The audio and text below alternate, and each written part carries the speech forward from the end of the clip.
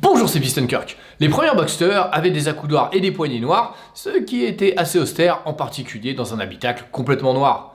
Heureusement, en 2000, avec l'arrivée des 2,7 litres et 3,2 litres, Porsche a peint ces deux pièces dans un gris métallisé du plus bel effet. J'ai donc décidé de repeindre ces pièces sur la Boxster 2,5 litres de mon cadet, et le résultat vaut vraiment le coup. Comme la peinture métallisée d'un des accoudoirs de ma 3,2 litres et une des poignées était rayée, j'en ai aussi profité pour les repeindre. Franchement, j'aurais préféré éviter d'avoir à les repeindre et corriger le problème avec un simple coup de polish, comme je l'avais fait avec les micro-rayures de l'accoudoir de la Boxster de mon père. Malheureusement, contrairement à lui qui avait des micro-rayures, mes rayures à moi sont trop profondes. On voit le plastique noir de l'accoudoir et l'après noir qui est sous la peinture des poignées. Et dans ce cas-là, on n'a pas le choix, il faut repeindre. J'en ai aussi profité pour repeindre le bouton noir du frein à main en gris métallisé, comme c'est le cas sur les modèles d'après 2000. Pour le retirer, c'est très facile, car il suffit juste de le tirer. Pour cette opération, entre la bombe de peinture, celle d'après et le papier de verre, il faudra compter entre 40 et 80 €. Maintenant que les choses sont claires, passons au démontage. Étape 1, démonter le panneau de porte. J'ai déjà fait une vidéo qui explique en détail comment démonter le panneau de porte. Alors, si vous ne savez pas comment faire, je vous invite à regarder ce tutoriel. Le lien est comme d'habitude dans le descriptif sous cette vidéo. Étape 2, retirer l'accoudoir et la poignée. Pour comprendre comment retirer l'accoudoir, il suffit de regarder les deux encoches de son système de fixation. Pour le déboîter, commencez par tirer vers vous la partie haute pour la déclipser, puis poussez la pièce vers l'avant du panneau de porte pour la retirer complètement. Passons maintenant au démontage de la poignée. Retournez le panneau de porte sur une couverture épaisse pour ne pas l'abîmer. Tirez ensuite le ressort vers l'avant du panneau de porte pour pouvoir le détacher. À présent, il faut dévisser les 6 vis qui maintiennent la poignée. Une fois que toutes les vis sont retirées, la poignée ne tombe pas toute seule. Il faut pousser par l'arrière sur cette partie ronde pour faire sortir la poignée.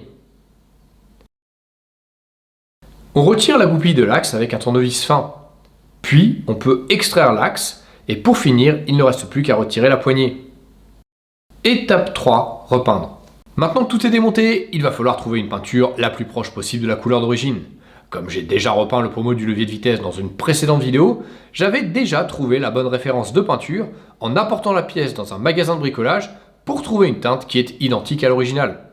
Comme d'habitude, la référence est dans le descriptif sous cette vidéo.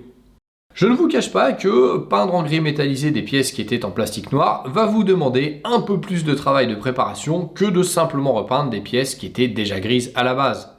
Mais dans les deux cas, il va falloir commencer par masquer les parties en cuir de l'accoudoir avec du scotch de peinture et du papier journal. Pour les pièces grises, il va falloir simplement rayer un peu la surface avec du papier abrasif fin à l'eau P400 ou la partie grattoir verte d'une éponge afin que la peinture puisse adhérer. Ensuite, on essuie avec un torchon propre, puis on nettoie avec du dégraissant. Après avoir bien secoué la bombe de peinture, vous pouvez peindre à une distance de 20 cm minimum en commençant à pulvériser avant la pièce et en vous arrêtant de pulvériser après l'avoir dépassée. Les mouvements de votre bras doivent avoir une vitesse régulière et être suffisamment rapides pour ne pas mettre trop de peinture à la fois, car si la couche est trop épaisse, elle ne séchera pas en profondeur et risque de faire des coulures. Il faut donc bien prendre son temps et laisser sécher correctement entre chaque pulvérisation. Sinon, vous allez être obligé de poncer à nouveau et ça peut vite se transformer en cauchemar, car une peinture qui n'a pas séché en profondeur est très difficile à enlever. Comme elle est gluante, elle colle au papier de verre et comme on peut le voir sur cet exemple, c'est impossible à poncer. Comme ces pièces sont très exposées au coup, pour que ça résiste mieux aux rayures, j'ai mis 5 couches de peinture et 3 couches de vernis, ce qui est un peu excessif. Pour finir, j'ai passé un coup de polish pour que la surface soit plus douce au toucher et au final, le résultat est comme neuf. Pour les pièces en noir de 2,5 litres ou si vos pièces sont grises mais ont des rayures profondes, la procédure est un peu différente.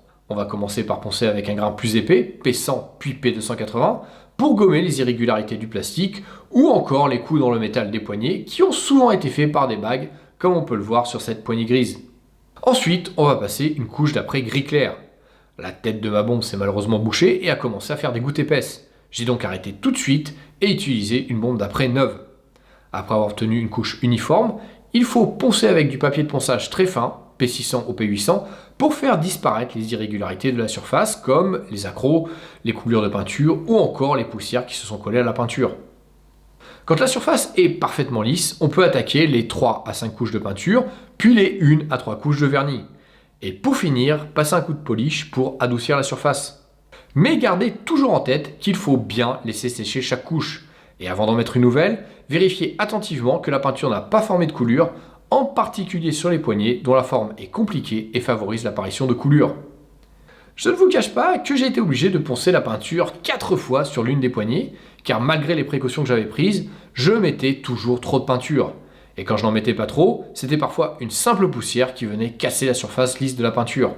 Bref, c'était bien plus laborieux que je ne l'aurais cru, et avec le recul, je me dis que j'aurais mieux fait de les donner à repeindre à un véritable carrossier. Mais bon, je vais pas me plaindre parce qu'au final, ça rend très bien. Cela dit, pour vous éviter d'avoir à tout repeindre vous-même, vous pouvez toujours tenter de vous procurer d'occasion des accoudoirs déjà peints en gris. Malheureusement, c'est très difficile d'en trouver en bon état. Par contre, n'achetez pas des poignées grises, car elles n'ont pas le même système de fixation du câble que les poignées noires. En effet, pour adapter des poignées grises sur la Boxster 2 litres 5 de mon père, j'ai dû commencer par limer avec une mèche à béton pour élargir le trou. Puis, j'ai utilisé une mèche à bois pour creuser de façon plane l'aluminium et réduire l'épaisseur de moitié. Ensuite, j'ai pu clipser le plastique noir qui maintient le crochet du câble. Donc, c'est possible, mais ça demande d'adapter la pièce. Alors, si cette modification vous intéresse, je vous invite à regarder cette vidéo qui vous expliquera l'opération en détail. Pour finir, si vous voulez aller un peu plus loin, vous pouvez regarder ce tuto pour repeindre dans le même gris les cadrans compteurs ou celui-là pour repeindre le pommeau du levier de vitesse. Allez, à la prochaine!